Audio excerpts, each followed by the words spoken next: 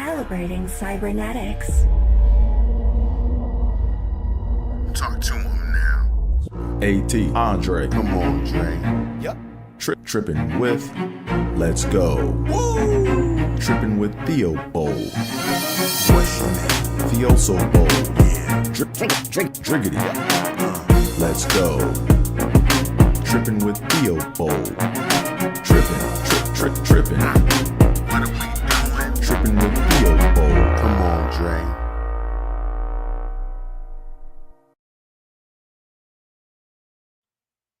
See, mic check 1 2. Can you hear me? Hey, what's going on, y'all? Welcome to another episode of Trippin with Theobold. I'm your host, Andre Theobold. Welcome to the show. Glad you could tune in.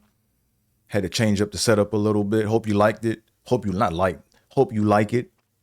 Yeah, before we go any further, make sure you guys hit that like button and hit that subscribe button and tell a friend to tell a friend. You know, do all that fun internet stuff like the old people say. You know, so today, you know, we're going to get into some 6888 stuff.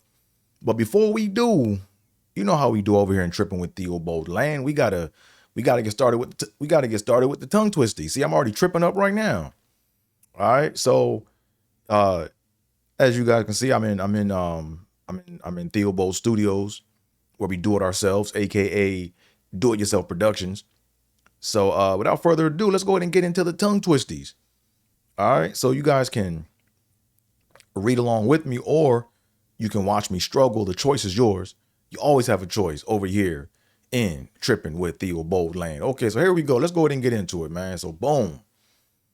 So today's tongue twisties is brought to you by the letter F.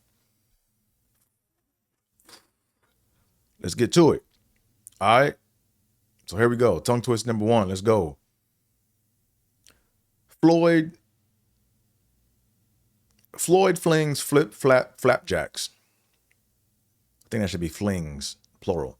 Floyd flings flapjacks. Yeah, that's a tricky one.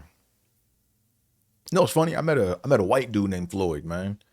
I never met a white dude named Floyd. I met a Jerome, a white Jerome, and I met a white. Okay, I'm messing around. Last one. Here we go. Floyd flings flapjacks. Man, that's a tricky one. I was about to fumble that joint. All right, here we go. Next one. Number 2. Felicia and Freddie fight for fast food on Fridays. Felicia and Freddie fight for fast food on Fridays. Last time. Felicia and Freddie fight for fast food on Fridays. And now tongue twisting number 3. Freddie Faddington flew far for French frankfurters. Freddie Faddington flew far for French frankfurters. Last time. Freddie Faddington flew far for French frankfurters. And yay, tongue twisters are done. Got those out the way. Now we can go ahead and get on with the main topic of the show. So, as you guys know, I am reading the book by Major Charity Adams. The book is entitled One Woman's Army, and it's her recount of her experience serving in the Women's Army Auxiliary Corps. As my grandma say, make sure you add the auxiliary part in there. You know, I'm still learning, you know, don't know everything. That's why we are doing research and we reading, because reading is fundamental. So as I'm reading this book, what I'm thinking about is I'm trying to figure out where my grandma came in exactly. You know, I'm trying to figure out where she came in, like, cause I know she came in later and she trained under Major Charity Adams. And I'm curious to know, like, I'm trying to see if like there's like any kind of like indirect references in this book. Like that would be dope if like I'm reading the book and then like Major Adams mentioned something about a woman that does X, Y, and Z. And I'm like, oh, that could have been my grandma, you know? So yeah, I'm trying to like figure that. I'm trying to find out all that I can. So yeah, so as I'm reading, like I'm still at the part where she's in Fort Des Moines and she's like getting trained to like be a commander or to be a leader, you know.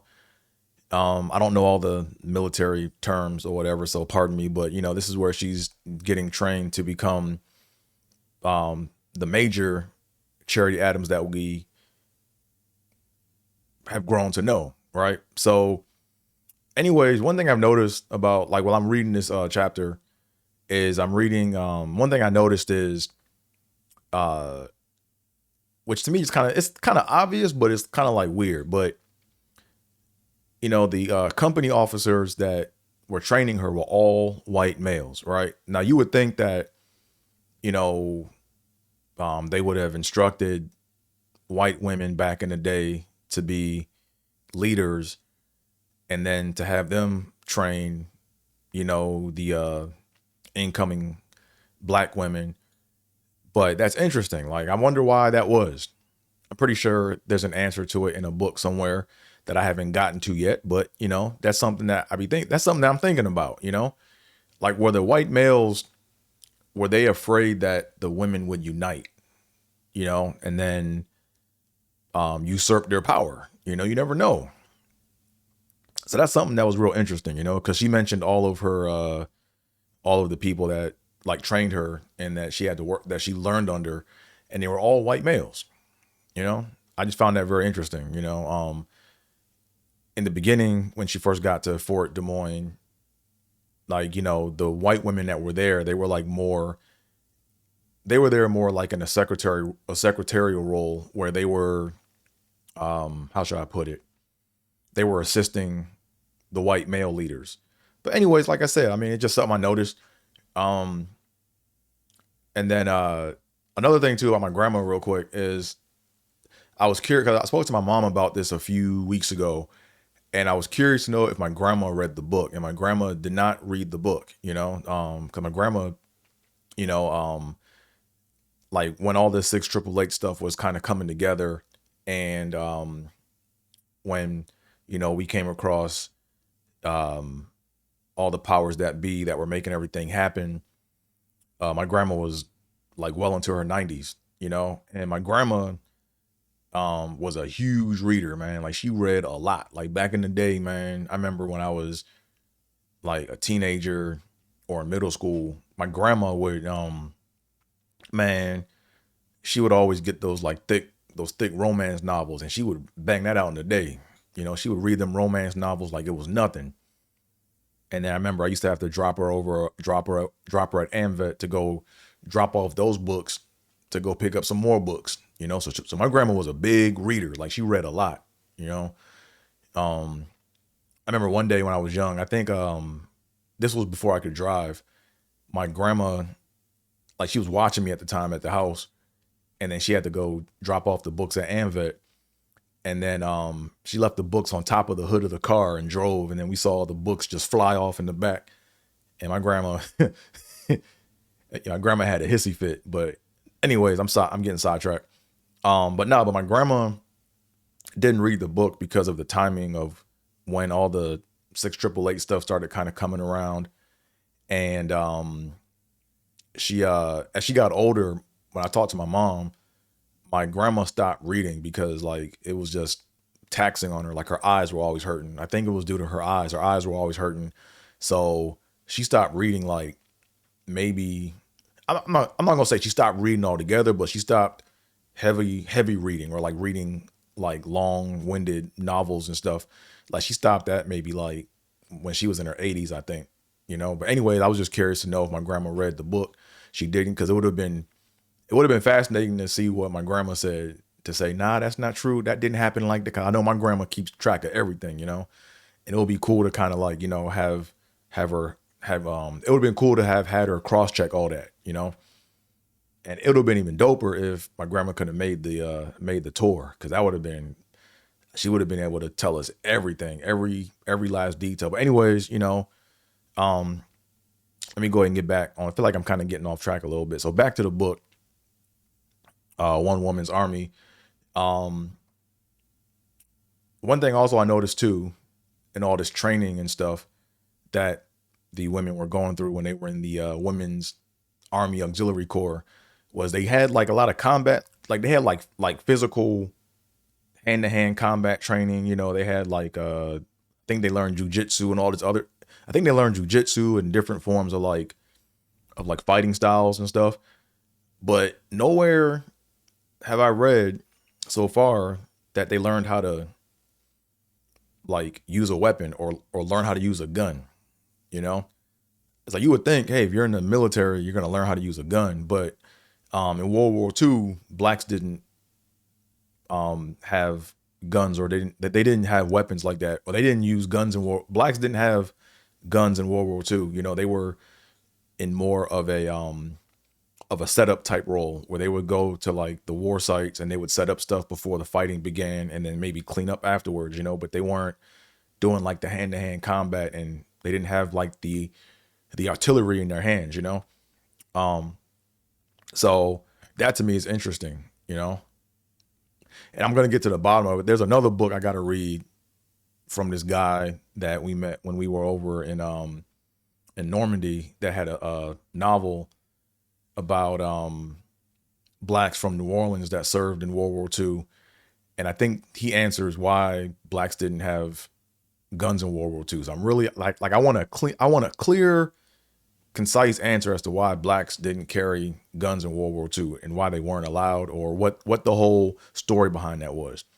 But anyways, in the chapter that I read, you know, it was interesting, you know, that it kind of seems like,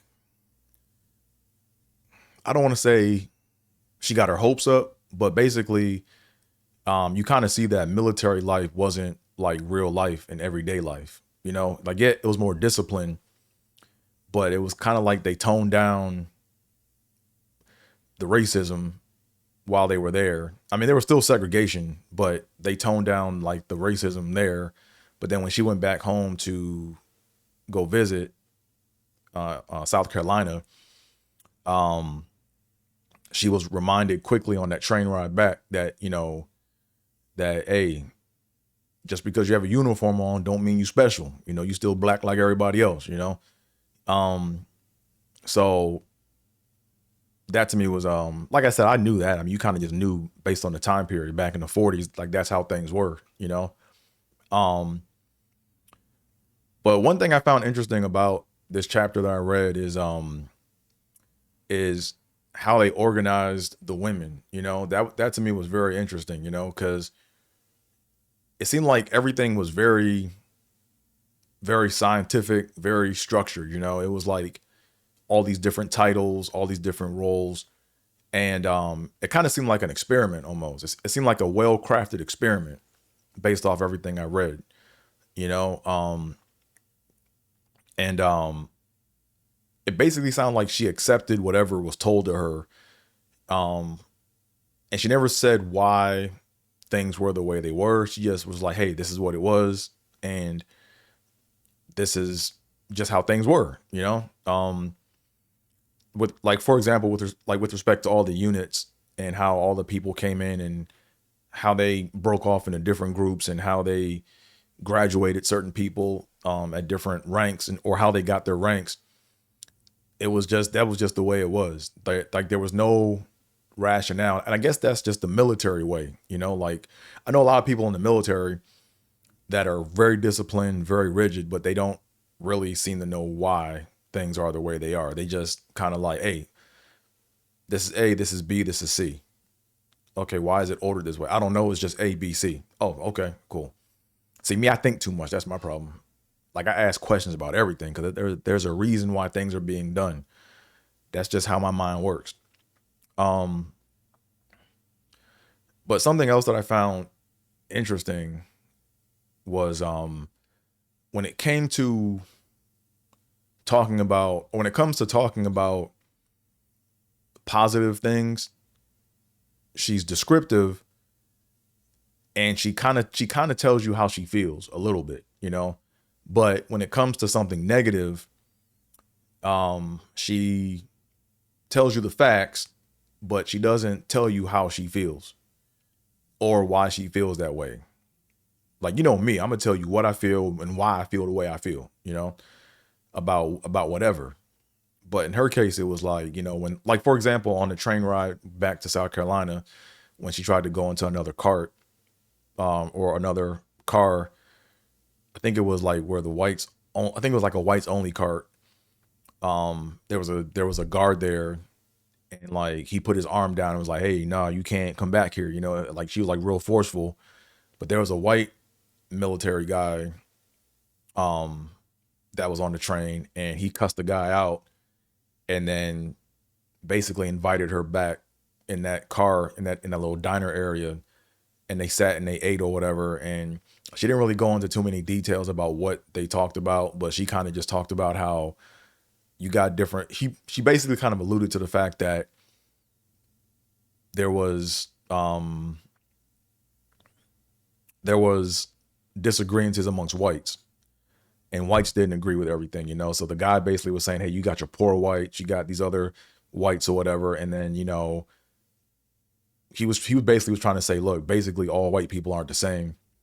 But I mean, he wasn't trying to break that down to her. He was just saying, as a matter of fact, like, hey, these type of white people get on my nerves, But she just told you the facts briefly about kind of what happened in that situation, but she never told you how she really felt. Like, she may have said, "Hey, look, I was surprised," but she never said like, "Yo, I felt this, and here's why I felt the way I felt," And maybe this isn't the right book for that, but that to me was just something that like stood out, But when it was positive stuff going on, like for example, when they were taking pictures of her to get put in the newspaper to kind of advertise, hey, you have these black women going into the military and doing these great things. It was like she went into more detail about how she felt about that, So to me, that was pretty interesting. So my gut feel about the whole book in general that I'm reading right now, like I said, it's good information. I'm not trying to knock it, but it's like I just pay attention to like different things. I'm being very objective while I'm reading this book. But yeah, before I go any further, make sure you guys hit that like button, hit that subscribe button, and tell a friend to tell a friend. Do all that fun internet stuff like the old people say. Let me get a swig of this water right quick because my voice is getting parched.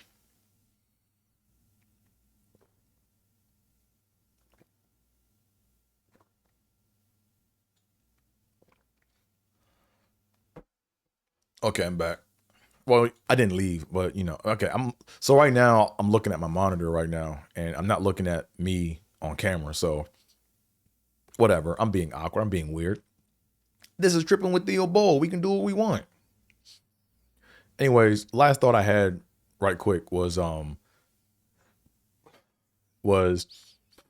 my gut feel on this book is basically it's more plot and not the story of Charity Adams, right? She just basically states all the facts that she basically states all the facts about what happened during her time while she served in the Women's Army Auxiliary Corps. But she doesn't really go into, like I said earlier, like she doesn't really go into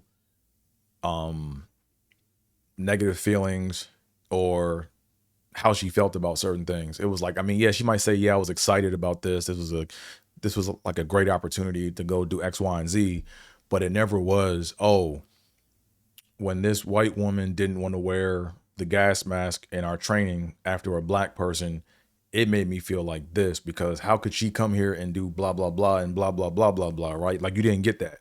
It was just, oh, this happened. It was an awkward moment. Next. Like that's kind of how the book is kind of like written, right? So yeah, so at the end of the day, like I said, I'm trying to like just find the main reason why I'm reading this book is I'm trying to find out what exactly my grandma did when she was serving with the 6 888. I'm trying to find out like what were all the various roles of the 6 888 because they all just didn't do the same thing. Like they all had I'm pretty sure they had groups of people where there were certain skill sets that were being used strategically to help them accomplish this great feat that they were able to accomplish. So I want to know what my grandma's role was, you know? Like there was an exam that they had. So when we were in Birmingham, England, at King Edward School, there was a like when we went to this presentation, there was an exam booklet, and we were kind of being rushed through, and we wanted to get a copy of that exam booklet, but I'm not sure if someone got it or who has it or what, but I have to reach out to my contacts. But I think that exam booklet is the start to kind of tell you what the different, how it basically, I think you can reverse engineer what they were looking for based on the types of test criteria that was in the booklet, you know? So, yeah, so that's that. Yeah, but like I said, I want to find out what my grandma did exactly when she was in World War II. Because right now it's like, okay, it's great that we know about these women that solved the backlog mail issue in World War II, but you know, how exactly did they solve it, and what was my grandma's role with that? You know, like that's what I'm after by reading this book. Well, I'm not going to get all the answers from this one book, but I think it's a great start to just kind of know how things were structured, how things were organized, you know. But yeah, the next chapter I'm on right now, like I said, I'm working my way through this book, is the way the book is chaptered. It's basically a diary, but it's a diary without going into details of feelings per se. It's really more of a diary of like facts, right? So, and I think she wrote this. This is like not what she wrote while she was there. This was like way after the fact. So I think she's recalling everything that happened during this time period. I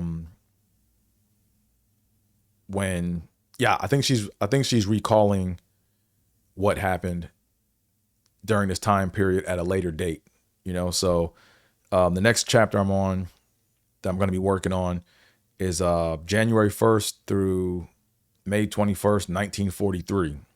So yeah. So, yeah, if you guys, like what you're hearing, make sure you guys give it a like, you know, comment.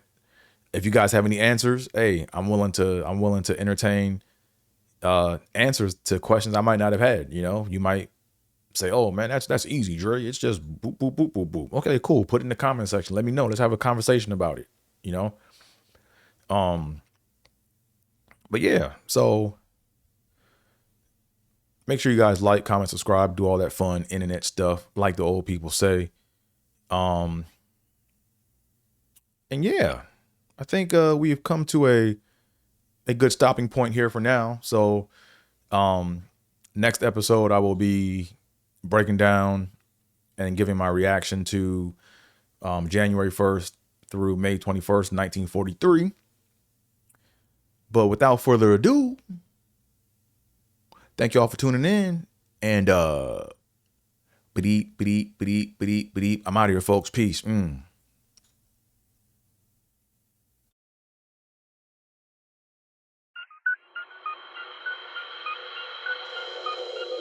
Trippin' with Theobold.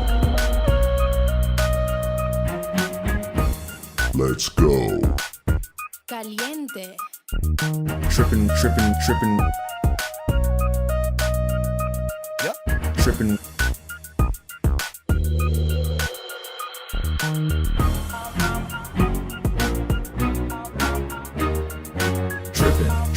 Trippin'. Trippin' with Theobold.